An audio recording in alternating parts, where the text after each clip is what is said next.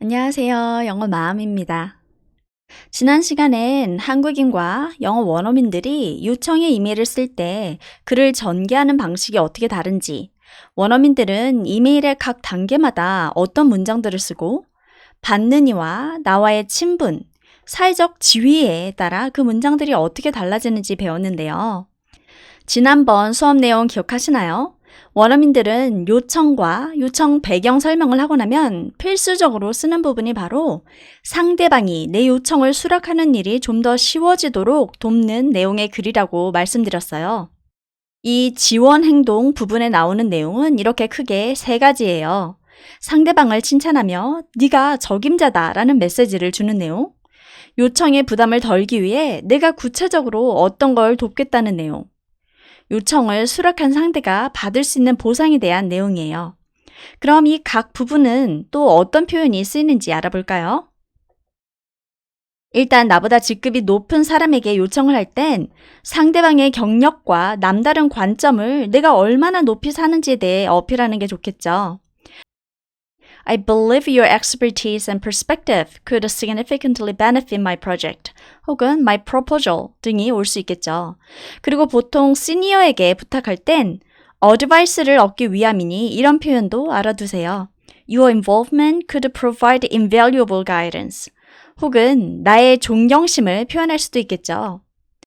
I've always admired your expertise and leadership in a certain field, and your recent success with something was truly inspiring. admire, inspire 이런 단어들 잘 알아두세요.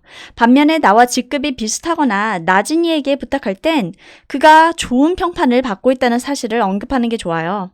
평이하게 I've heard good things about you 라고 할 수도 있겠지만 You've been highly recommended by your peers. 동료들이 당신을 강력히 추천했어요. 이런 표현도 아주 좋아요. 내가 부탁을 하는 거지만 상대가 추천받고 선택받은 사람이라는 걸 동시에 어필할 수 있으니까요. 또 요청받는 임무를 잘할 수 있을지 망설일 수 있는 사람에겐 믿음을 주는 표현을 할 수도 있어요. I have every confidence that you can do well. 당신이 잘하리라 확신합니다. 요청을 하며 내가 상대방에게 구체적으로 어떤 도움을 주며 부담을 덜어줄지 말하는 것도 좋은 전략이에요. 상급자에게 부탁을 할 때 모든 걸 다 해달라기보단 간단한 선택과 충고만 내릴 수 있도록 만반의 준비를 미리 다 하는 게 좋겠죠. To minimize any inconvenience, 불편을 최소화하도록 I have outlined a few specific questions and potential solutions that I believe could benefit from your insight. 귀하의 인사이트에서 도움을 받을 몇몇 구체적 질문과 잠재적 해결책을 생각해 봤습니다. To minimize an inconvenience, benefit from your insight. 이런 표현들 알아두시면 유용해요. 비슷한 내용인데요. I have attached a concise summary of the project. 프로젝트의 간결한 서머리를 첨부했어요. Including key points and specific areas where your input would be most beneficial. 귀하의 의견이 크게 도움이 될 만한 키포인트와 구체적 부분을 포함한 specific areas where your input would be most beneficial. 주의 깊게 보실 부분이란 말을 세련되게 하는 표현이에요. This should take no more than a few minutes to review. 이거 리뷰하는데 얼마 안 걸려요. 이 표현도 정말 많이 쓰이니 익혀두세요. 동료한테 부탁을 할 땐 필요한 자료는 다 줄게 이런 말 할 수 있겠죠. I can provide you with all the necessary information that would be needed. 혹은 이런 말도 정말 많이 해요. To ensure this does not add too much to your workload, 너의 작업량에 이 요청이 너무 큰 짐을 부과하지 않도록 I have already done some preliminary work. 내가 사전 작업은 이미 다 했어. And identified a few key areas where your input would be most impactful. 그리고 너의 도움이 가장 효과적으로 나타날 부분은 표시해놨어. 아까랑 비슷한 표현이죠. 특별히 봐줄 부분은 표시해놨어.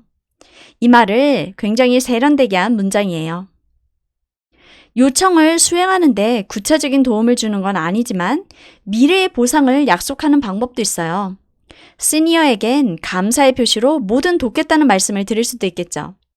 As a token of my gratitude, 감사의 표시로 I would be more than happy to assist you with any tasks or projects you might need help with in the future. 앞으로 제 도움이 필요할 수 있는 모든 일을 기쁘게 돕겠습니다. As a token of my gratitude. 이 표현 정말 잘 쓰여요. Be more than happy. 기쁜 마음 이상이라니 아주 기꺼운 기분을 나타내는 표현이에요. 내 동료나 주니어에겐 이런 표현을 할 수도 있겠네요. 네가 한 일은 주변에서 다 알아줄 거야. It will not go unnoticed in the office. 혹은 이런 말도 많이 하죠. 나중에 보면 이 일이 더 큰 기회가 될 수도 있어. It could possibly lead to a great opportunity for you in the future. 이거 해주면 내가 기꺼이 네 일 도울게. 이런 말도 많이 하죠. In return, 보상으로 I would be more than willing to support you with any tasks or projects you are currently working on. Be more than willing. 이 표현도 정말 많이 합니다. 이제 요청에 대한 답변을 구하고 필요시 만날 약속을 잡는 내용이 올 차례예요. 일단 상대가 시니어일 경우 상대방에게 시간을 요구하는 건 정말 큰 부담을 주는 일이기 때문에 최대한 정중하게 의사를 물을 필요가 있는 거죠. 그래서 우리가 지난번 강의에 요청하는 문장을 썼을 때처럼 아주 간접적이고 공손한 언어를 써요. I would be grateful if you could schedule a brief meeting at your earliest convenience to discuss this further. Schedule a brief meeting, 간단한 미팅을 잡는다는 뜻이에요. At your earliest convenience, 당신이 가장 편한 빠른 시일에. 두 표현 정말 많이 쓰입니다. 비슷한 내용을 다르게 표현할 수도 있어요. I would be grateful if you let me know a time that works best for you. 당신에게 가장 좋은 시간을 알려주시면 감사하겠습니다. 당신의 시간에 최대한 맞추겠습니다. 이 표현은 I will do my utmost to accommodate your schedule. 이렇게 표현합니다. 같은 내용이지만 동료에게는 좀 더 직접적인 언어를 표현할 수 있겠죠. Would you be available for a brief meeting to discuss this further? 좀 더 상이하게 잠깐 만날 시간 될까? Could we possibly schedule a time to discuss this further? 우리가 시간 맞추는 게 가능할까? brief meeting보다 a quick chat이 더 캐주얼하게 느껴져요. 상대방에겐 좀 덜 부담스럽게 느껴질 수도 있겠고요. Would you be available for a quick chat to discuss this further? Please let me know a time that suits you. 너한테 편한 시간 알려줘. 이제 드디어 끝마무리할 시간이네요.